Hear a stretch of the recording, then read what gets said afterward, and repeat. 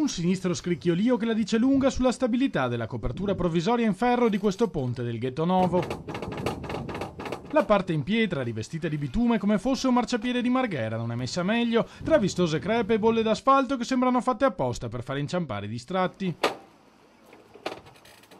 Le balaustre corrose e arrugginite, ma sempre meno mal ridotte di quelle del vicino ponte del Ghetto Vecchio, dove l'ossidazione è arrivata a spezzare alcuni elementi portanti della sponda, mentre la campata era in condizioni talmente disastrose da far decidere per la copertura con un tappeto di plastica nera, a sua volta già malmesso.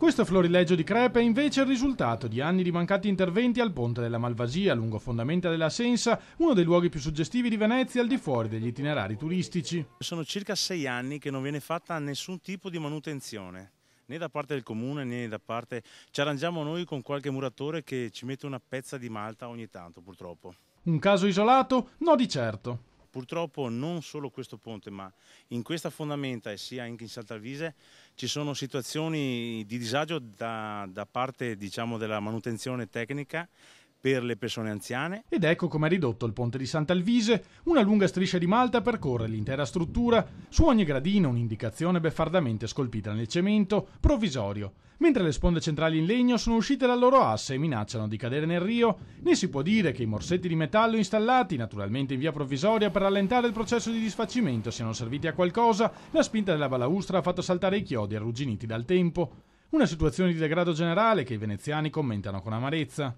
Siamo di onda sempre più su. Mentre chi è qui solo di passaggio può permettersi di riderci sopra. Spero che non ne fate fare un altro da Calatrava di questi qua.